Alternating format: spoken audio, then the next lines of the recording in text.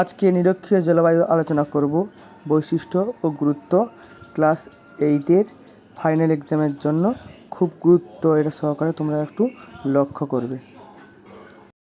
নিরক্ষীয় জলবায়ু অঞ্চলের উষ্ণ আর্দ্র জলবায়ু অঞ্চল, সারা বছর প্রচুর বৃষ্টিপাত লক্ষ্য করা যায় এবং গভীর অরণ্য সৃষ্টি হয়েছে।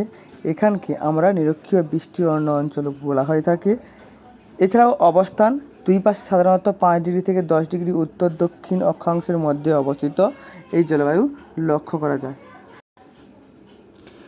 আফ্রিকা কাঙ্গো ও জাহেরি নদীর অববাহিকা, দক্ষিণে আমাজন নদীর অববাহিকার মধ্যে এশিয়ার ইন্দোনেশিয়া, মালয়েশিয়া, ফিলিপাইন, উত্তর দক্ষিণ পশ্চিমাংশে শ্রীলঙ্কার দক্ষিণাংশে ও পানামা প্রভৃতি জায়গায় এই জলবায়ুর অঞ্চল লক্ষ্য করা যায়।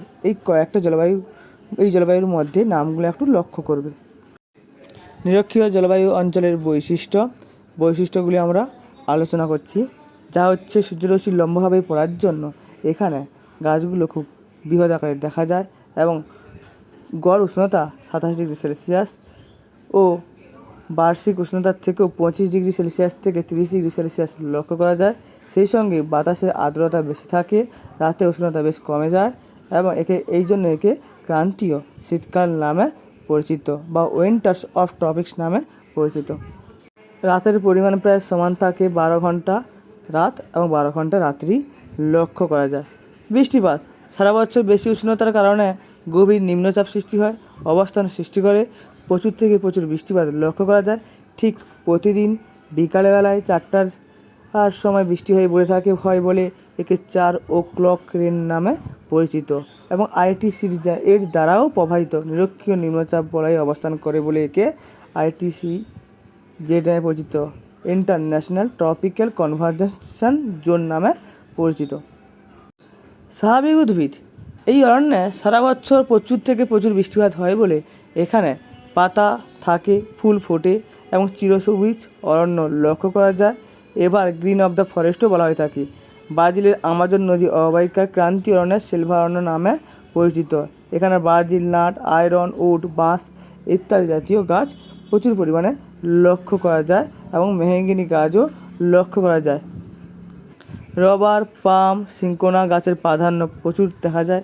দক্ষিণ পূর্ব এশিয়ার নিরক্ষীয় অরণ্যে শাল, সেগুন, আবিলাস, রবার প্রভৃতি গাছ এখানে লক্ষ্য করা যায় এবং অরণ্যে নানা প্রজাতির গাছ পাশাপাশি জন্মায় বলে ব্রাজিলের বৃষ্টি অরণ্য 2 বর্গ কিমি অঞ্চল জুড়ে গড়ে প্রায় 300 প্রজাতির গাছ এখানে লক্ষ্য করা যায়।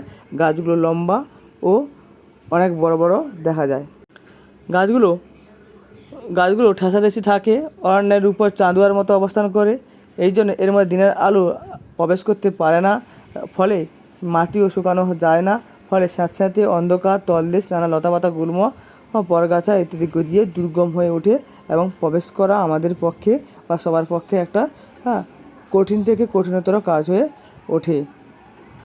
বন্যপ্রাণ ঘন ও দুর্ভেদ্য অরণ্য, গাছে চড়তে পারা, পশু পাখি জীবজন্তুর আধিক্য, বাঁদর, গরিলা, শিম্পাঞ্জি, ওরাংওটাং, সাপ, পাখি, বিভিন্ন কীটপতঙ্গ এখানে বসবাস করে।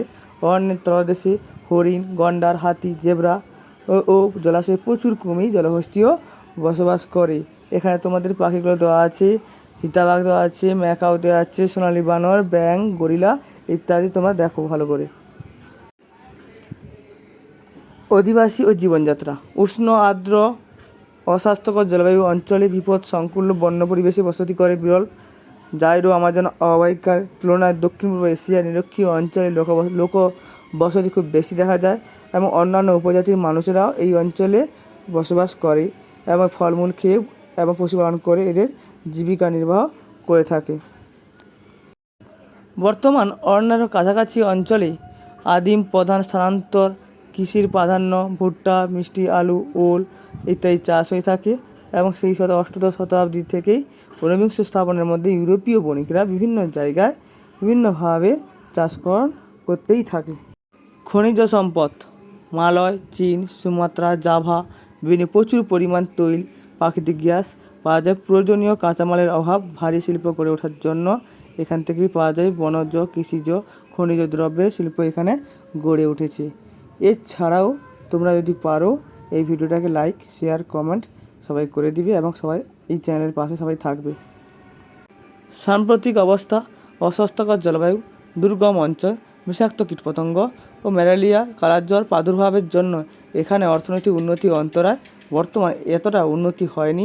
1970 সালে ট্রান্স আমাজনের ফলে এখানকার একটু নিম্নমানের লক্ষ্য করা গেছে ও অরণ্যের বিনাশের মধ্যে। দেখে নাও ব্রাজিলের আমাজন অববাহিকা অরণ্যের বিনাশ বলছে। পশুচারণ 65 থেকে 70, কাষ্ঠশিল্প 2 থেকে 3, বাণিজ্য কৃষি 5 থেকে 10, দাবানল নগরায়ন 1 থেকে 2, স্থায়ী কৃষি 20 থেকে 25। তোমরা এটাকে লাইক ও শেয়ার করে সাবস্ক্রাইব দেবে এবং এই চ্যানেলের পাশে থাকার একটু চেষ্টা করবে।